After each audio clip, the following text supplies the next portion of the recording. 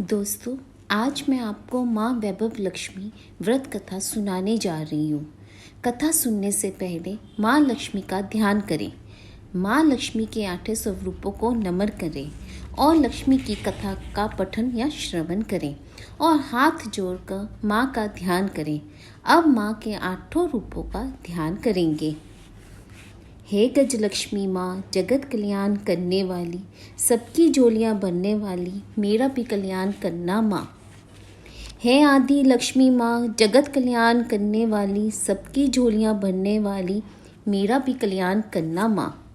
हे विजय लक्ष्मी माँ, जगत कल्याण करने वाली, सबकी झोलियाँ भरने वाली, मेरा भी कल्याण करना माँ।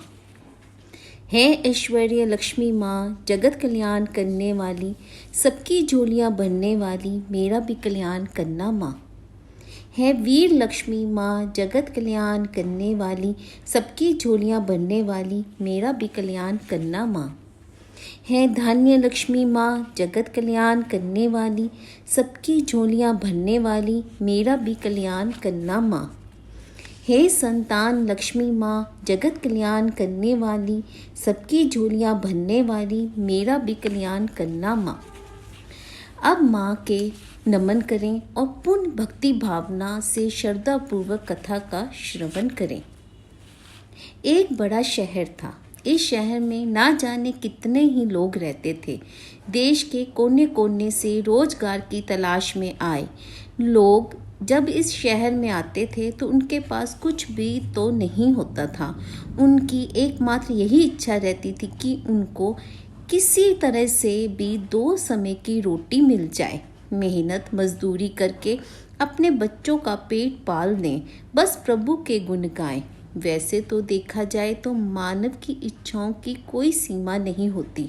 शुरू में वह यही सोचता है कि उसे 2 समय की रोटी मिल जाए। प्रभु की यही सबसे बड़ी कृपा होगी। इसी के लिए वह मंदिरों में जाते हैं, तीर्थ यात्रा करते हैं, कथा सुनते हैं और जब उन्हें 2 समय की रोटी मिलने लगती है तो उनके मन में कुछ और विचार उठने लगते हैं। जैसे उनकी आय बढ़े, उनके पास धन हो, रहने के लिए बढ़िया मकान हो, पहनने के लिए अच्छे कपड़े हों, सवारी के लिए कार हो या स्कूटर ही हो। बस रोटी मिलने के पश्चात उनकी लालसा बढ़ती जाती है। किसी ने ठीक ही कहा है, भूख की एक सीमा है जिसे खाना खाते ही पूरा कर लिया जाता है, परंतु लालसा की तो कोई सीमा ही नहीं। मानव जीवन की भी एक सीमा है। लाखों करोड़ों के सपने, सुख शांति और मौज मस्ती की आशाओं की लालसा करने वाला इंसान ये भूल जाता है कि ये द्वार उसे मृत्यु की ओर ले जा रहा है। मानव जीवन बड़ा कहाँ है जिस पर हम भविष्य का इतना बड़ा बोझ ला देते हैं। हम क्रोध, काम, लोभ, मोह एवं अहंकार के अंधे होकर उस प्रभु, उस महाशक्ति को भी भूल जाते हैं जिसने संसार को जन्म दिया, जो मन जीवन देता है और वही मृत्यु भी देता है। कलयुग में तो ऐसा ही होता है। पाप की परछाइयाँ लंबी और गहरी होना शुरू हो जाती हैं। धर्म व्यापार बन जाता है, अधर्मी खूब फलते फूलते हैं।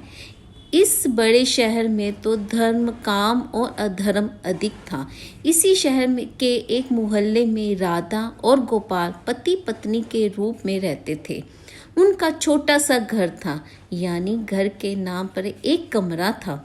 उसी में रसोई, उसी में सोना, उसी में खाना पीना, यही था उनका घर। गोपाल किसी मिल में नौकरी करता था। राधा घर का सारा काम काज करती थी।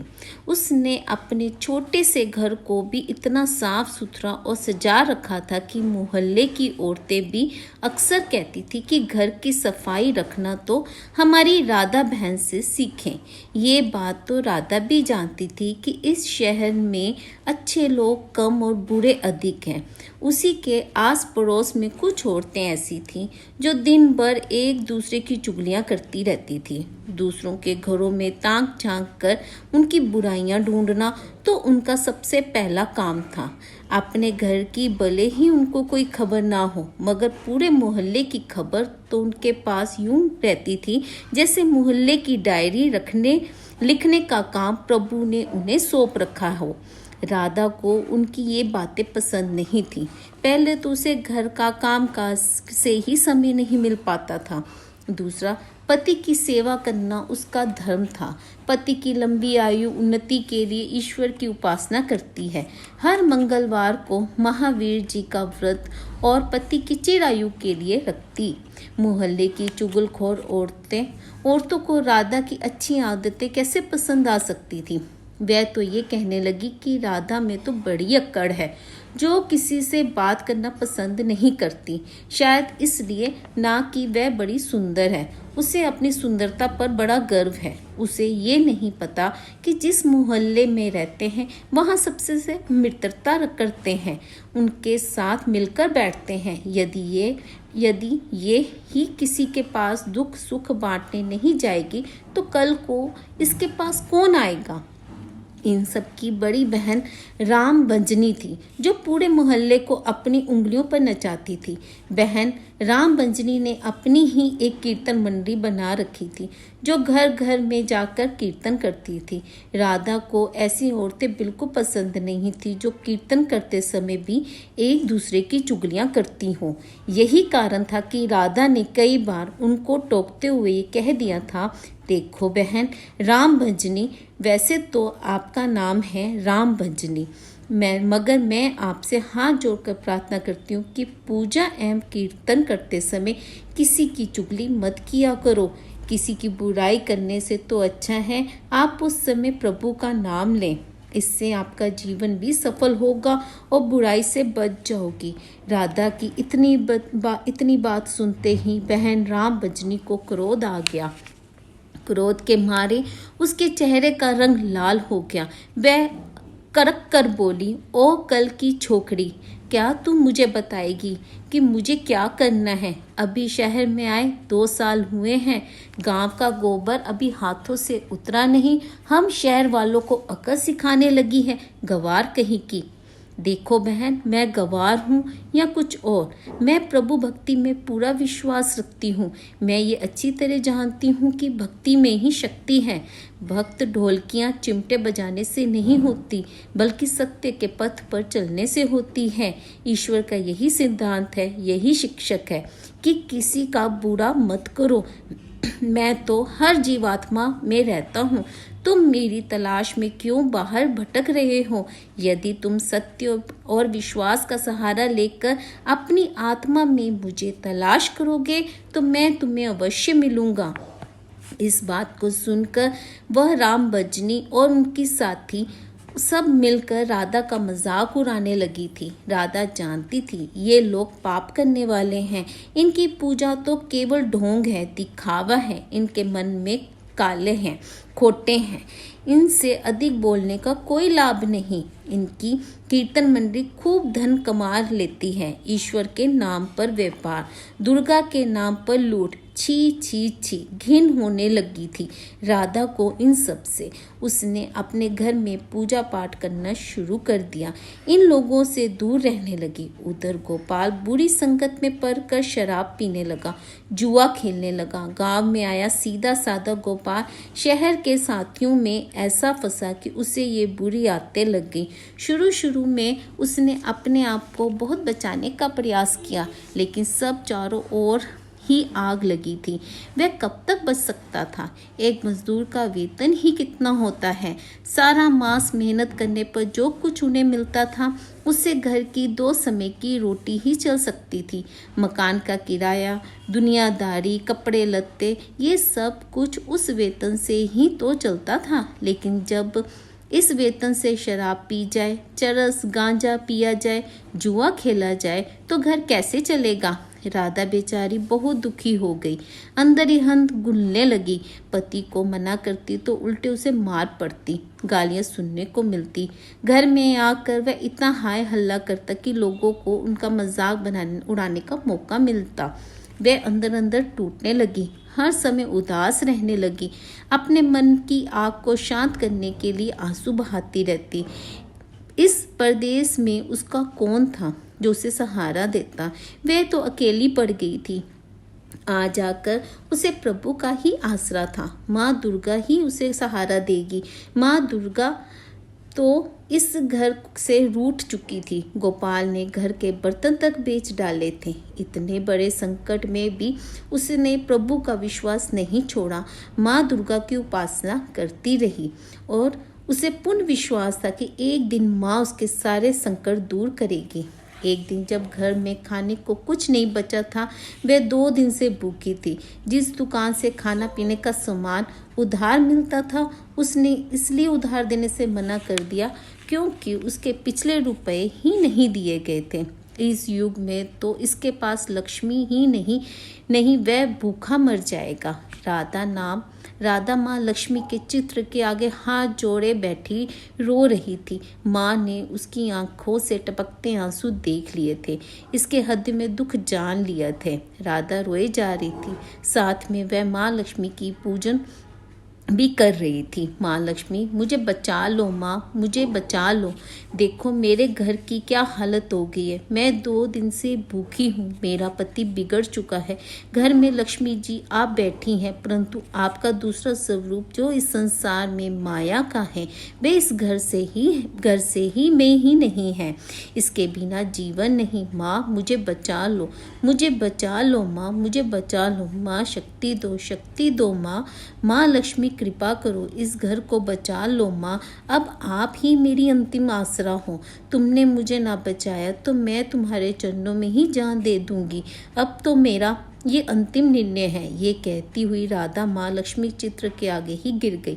उसी समय घंटियां बजने लगी, शंख की आवाज आने लगी। राधा के उदास चेहरे पर अपने आप खुशी की लहर दौड़ गई। तभी उसने कानों से आवाज आई, बेटी राधा, तुम्हारी आराधना सफल हो गई। तुमने इतने बड़े संकट में भी मुझ पर विश्वास नहीं छोड़ा, अपनी श्रद्धा में कमी नहीं छोड़ आने दी, इसलिए मैं तुम पर बहुत प्रसन्न हूँ। राधा, एक तो तुम पतिव्रता धर्म में पूरी उतरी हो, अपने पति की सेवा में कोई कमी नहीं रखी। दूसरा, तुमने मुझ पर विश्वास नहीं छोड़ा। ये सब तेरी अग्नि परीक्षा ही थी जिसमें तू पूरी उतरी है। हे जगत माता, मैंने आपसे आज तक कुछ नहीं मांगा, परंतु आज मैं मजबूर हो गई हूँ माँ। आज पहली बार आपसे इस घर की खुशियाँ मांग रही हूँ माँ। मुझे धनवान बनने की कोई लालसा नहीं है। मुझे तो जीने के लिए धन की ज़रूरत है, जिससे हम खाना खा सकें। मेरे बिगड़े पति को सुधार दो माँ। जाओ बेटी, अपने को संभालो। मैं तुम्हारी मनोकामना पूरी करने के लिए द्वार खोल रही हूँ। उठो, अपने घर के द्वार खोलो। राधा के अंदर ना जाने कहाँ से अनजानी शक्ति आ गई थी। वह माँ लक्ष्मी के चरणों से उठकर अपने घर के द्वार की ओर गई और सामने ही एक तिलकधारी ब्राह्मण को खड़े पाया। बेटी राधा, जय माँ लक्ष्मी जी बोलो। जय माँ लक्ष्मी, राधा ने पूरी शक्ति से कहा। देखो बेटी, मैं माँ लक्ष्मी जी के मंदिर का पुजारी हूँ। माँ के आशीर्वाद से ये 2 बोरी आटा और साथ में दालें और घी, ये सब खाने की सामग्री आपके घर पहुँचाने के आदेश हुए हैं। आप धन्य हैं महाराज, आप धन्य हैं। माँ लक्ष्मी के पुजारी होने के नाते मैं आपको चरण छूती हूँ महाराज, और आपसे ये प्रार्थना करती हूँ कि मुझे इस संकट से निकालने का उपाय भी बताएं। देखो बेटी, इस माया रूप संसार में सुख प्राप्त करने के लिए अपने मन को शुद्ध और आत्मा को पवित्र रखना पड़ता है। माया जी को तिजोरियों में बंद रखने वाले पापी होते हैं। यदि तुम अपने मन को शांति और घर गृहस्थी चलाने के लिए लक्ष्मी जी को प्राप्त करना चाहती हो तो वैभव लक्ष्मी माँ का व्रत करो। इस व्रत को करने से आपकी हर मनोकामनाएं पूरी होंगी, तुम्हारे संकट दूर हो जाएंगे। लेकिन पुजारी जी, मुझे तो इस व्रत की विधि तो बता दो। मैं तो माँ लक्ष्मी की उपासना बचपन से कर रही हूँ, किंतु व्रत की विधि मुझे नहीं पता। देखो बेटी, लक्ष्मी जी का व्रत बहुत सरल है। इसे वैभव लक्ष्मी व्रत कहा जाता है। जो प्राणी सच्चे मन से इस व्रत को कर लेता है उसकी सारी मनोकामनाएं पूरी हो जाती हैं। उसे हर प्रकार के सुख संपत्ति प्राप्त होती है। इस व्रत को विधि पूर्वक करने से ही इसका फल मिलता है। जो लोग इस व्रत को विधि पूर्वक नहीं करते उन्हें कोई फल नहीं मिलता, बल्कि वे अपने मन की शांति तक खो बैठते हैं। कई पखंडी और धोखेबाज ये कहते फिरते हैं कि सोने के गहने की हल्दी कुमकुम से पूजा करो बस व्रत हो गया, परंतु ऐसा है ही नहीं। कोई भी व्रत जब तक अपनी विधि अनुसार नहीं किया जाता उसका फल शून्य ही तो हो मिलेगा। ये सब कुछ भी अपने आप पर निर्भर करता है। वैसे घर में यदि सोना हो तो व्रत रखकर उसकी उपासना जरूर करें। माँ लक्ष्मी जी का व्रत शुक्रवार को रखना चाहिए। सुबह उठकर नहा धोकर साफ सुथरे कपड़े पहने और दिन भर माँ का पूजन करें। हर समय मुंह में यही शब्द निकले, जय लक्ष्मी माँ, जय लक्ष्मी माँ। शाम के समय पूर्व दिशा की ओर मुंह करके आसन पर बैठें और माँ लक्ष्मी जी की मूर्ति पर चित्र किसी ऊंचे स्थान पर रख उसके आगे चावलों की ढेरी लगाएं। एक खुली प्लेट में सोने के जेवर रखें। यदि सोने के जेवर ना हो तो चांदी से भी काम चलेगा। माँ लक्ष्मी के चरणों में गुलाब के सूखे फूल अर्पण करके धूप के साथ साथ देसी घी की जोत जलाएं। वैसे तो माँ लक्ष्मी के अनेक रूप हैं, परंतु इन सब की नींव श्री यंत्र है। जो माँ के भक्त श्री यंत्र के दर्शन कर लेते हैं समझ लो उन्होंने माँ के हर रूप के दर्शन कर लिए। इसलिए माँ के पूजन के समय श्री यंत्र को मत भूलें। सबसे पहले प्लेट में रखे जेवर को हल्दी का टीका लगाकर 5 बार बोलें, जय माँ वैभव लक्ष्मी, जय माँ वैभव लक्ष्मी, हमारी खाली झोली भर दो माँ, हमारी खाली झोली भर दो। इसके पश्चात घी, आटे और चीनी को भूनकर बनाया गया प्रसाद जिसमें केवल केले के टुकड़े काटे हों, माँ लक्ष्मी की आरती करके उस प्रसाद को लोगों में बांट दें। बांटते समय भी अपनी जुबान पर माँ लक्ष्मी की जय जयकार जरूर रखनी चाहिए। ये व्रत निरंतर 21 या 51 रखे जा सकते हैं। सूर्यास्त होने के पश्चात माँ की उपासना करके जब प्रसाद बांट लें तो आप भी भोजन ग्रहण कर सकते हैं। माँ के आगे पड़े चावलों को सब पक्षियों में डाल दें। व्रत रखने वाले हर भक्त के लिए जरूरी है कि वे श्री वैभव लक्ष्मी व्रत कथा का पाठ करें और लोगों को भी कथा सुनाएं। इससे और अधिक पुण्य मिलता है। ये सारे व्रत जब विधि पूर्वक हो जाएं तो फल स्वरूप प्राणी को अपनी हर इच्छा पूरी हो जाती है। माँ लक्ष्मी से भी उनका कल्याण करती है। उनके घर में सुख ही सुख मिलते हैं। धन तो आता ही है, परंतु जिनके घर में संतान ना हो उनके लिए ये व्रत वरदान से कम नहीं।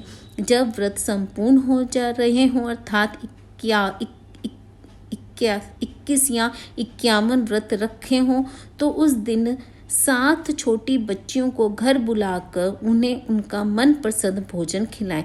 फिर कन्या को चांदी या अथवा गिल्ट का एक सिक्का दक्षिणा में दें।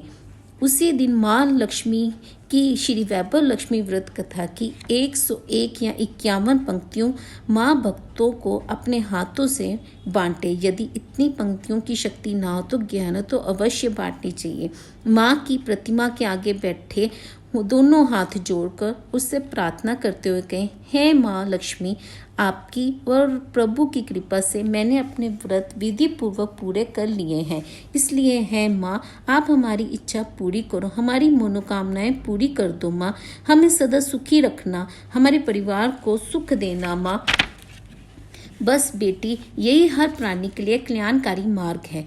तुम भी श्री वैभव लक्ष्मी व्रत करो, तुम्हारा पति ठीक हो जाएगा और तुम्हें धन भी मिलेगा, तुम सदा कष्ट मुक्त रहोगी।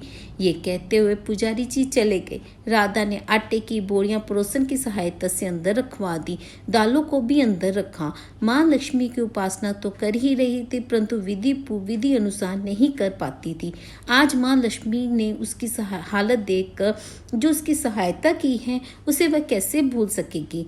साहस उसे ध्यान आया, कल ही शुक्रवार है। मैं कल से ही माँ लक्ष्मी जी के 21 व्रत आरंभ करूंगी। दूसरे दिन से राधा ने शुक्रवार व्रत कथा आरंभ कर दी और साथ ही मैं माँ का व्रत रखा। सारा दिन माँ की आरती करती रही। फिर उसने रात्रि में श्री वैभव लक्ष्मी व्रत कथा का पाठ करके घर आए पति के चरण छूकर उसे प्रसाद खिलाया तो उसके पति में उसे प्यार के से सीने से लगाकर कहा, मेरी राधा, तुम तो सचमुच देवी ही लग रही हो।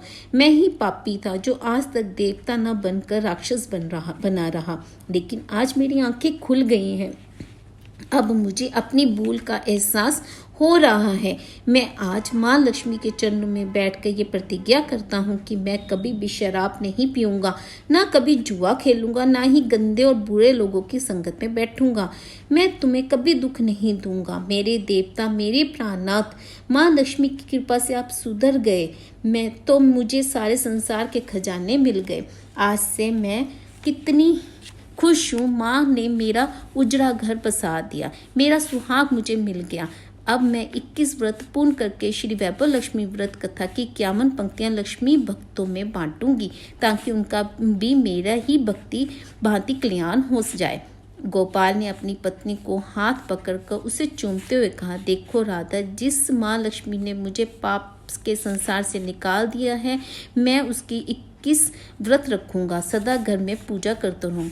राधा ने अपने पति के चरणों में अपना सर रखते हुए कहा, मेरे देवता, आज मैं बहुत प्रसन्न हूँ, बहुत ही प्रसन्न। माँ लक्ष्मी की कृपा से मुझे आज नया जीवन मिल गया है। सभी जन मिलकर बोलो, माँ लक्ष्मी की जय, माँ वैभव लक्ष्मी की जय, श्री लक्ष्मी नारायण की जय। दोस्तों, अगर आपको मेरा आज का वीडियो पसंद आया है तो वीडियो को लाइक कर दीजिए, परिवारजनों के साथ और दोस्तों के साथ शेयर ज़रूर कीजिएगा और मेरे चैनल को सब्सक्राइब करना मत भूलिएगा। मिलते हैं अगली वीडियो में। कान्हा जी की सेवा करें और अपना बहुत बहुत बहुत ध्यान रखें।